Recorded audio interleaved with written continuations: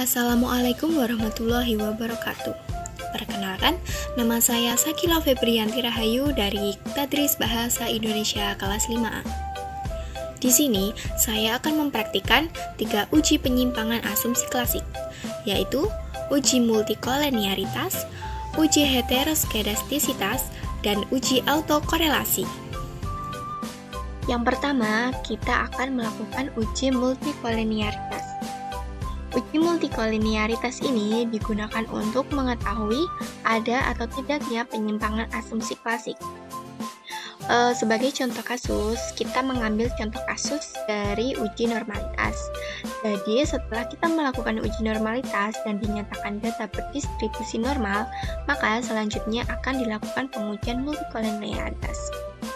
Jadi, kita akan membuka data dari uji normalitas.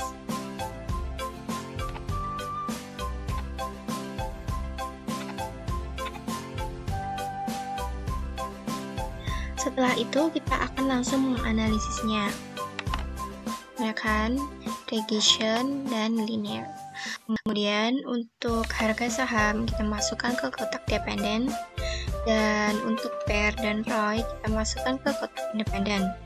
Kemudian pada statistiknya klik untuk collinearity diagnostic, kemudian continue dan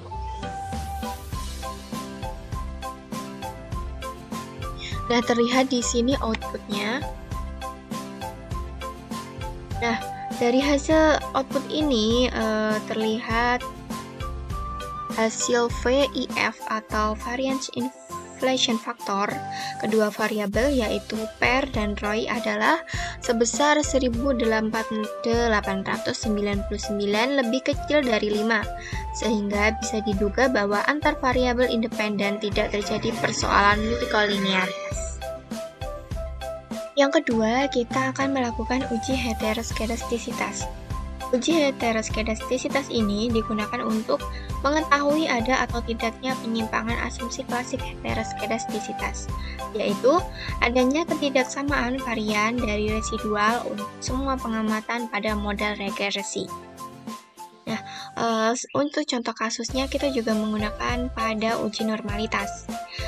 Jadi, setelah melakukan uji normalitas dan multikoleniaritas, kita akan melakukan uji heteroskedastisitas.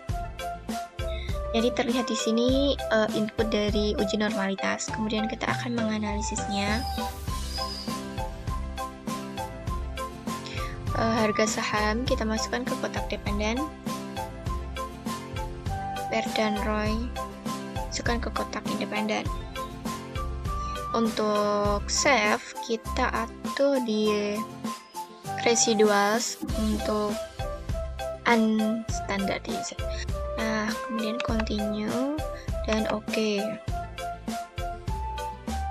Di sini muncul output, namun outputnya kita hiraukan. Nah, kemudian pada data view ini akan terlihat muncul variabel baru yaitu res1. Nah, variabel res1 ini kita akan mengkuadratkannya. Jadi di sini langsung saja kita copy dan kita buka Microsoft Excel. Jadi kita menguadratkannya menggunakan Microsoft Excel.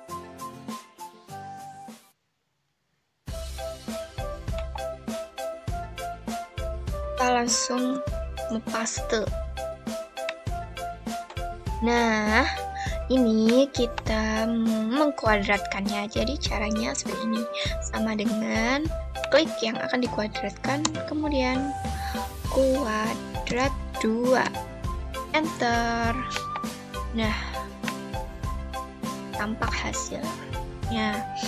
Nah, setelah itu ini hasil kuadratkan. Nah, untuk X1 dan X2 dan hasil kuadrat ini kita akan mengubahnya menjadi logaritma natural. Nah, ini langsung saja kita ubah ke logaritma natural menggunakan ln. Seperti ini.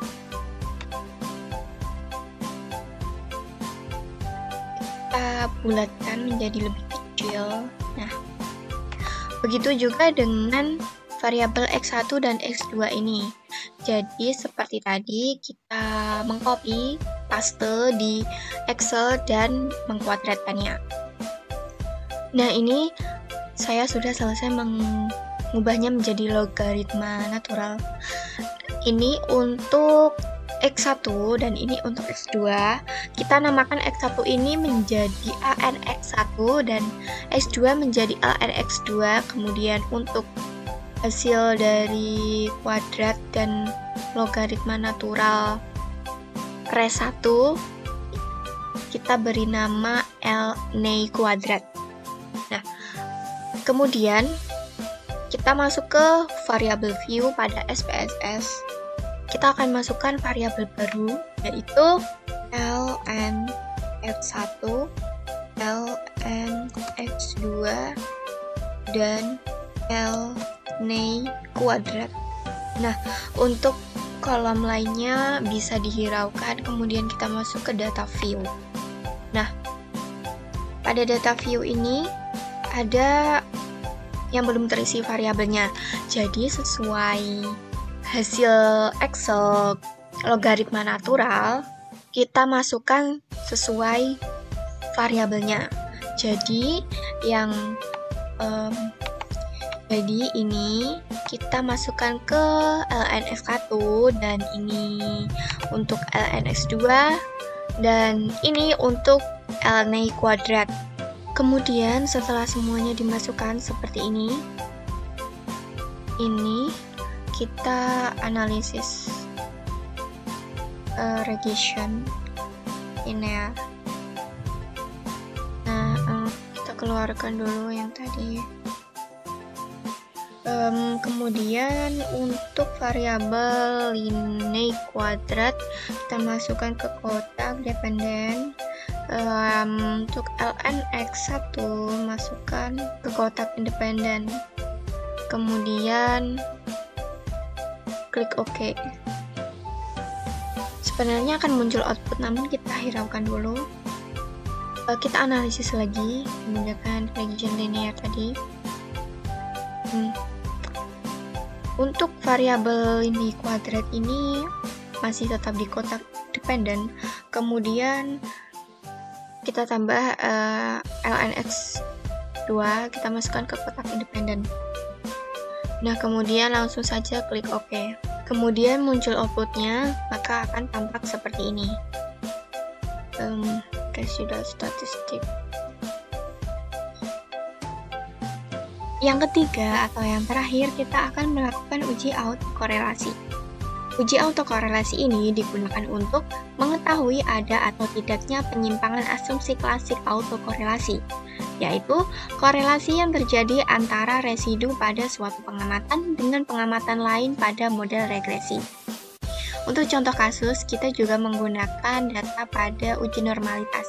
Jadi, setelah kita melakukan uji normalitas, multikolinearitas, dan heteroskedastisitas, maka selanjutnya kita akan melakukan pengujian autokorelasi. Jadi di sini data uji normalitas kita langsung akan menganalisisnya menggunakan regression dan linear. Kemudian untuk harga saham kita masukkan ke kotak independen. Kemudian Per dan Roy kita masukkan ke kotak independen.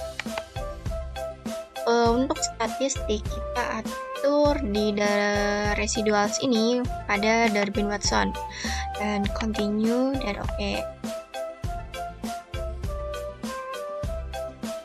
Nah, terlihat outputnya di sini model summary. Dari hasil output ini terdapat nilai DW atau Darwin Watson sebesar 1387 yang dihasilkan dari model regresi.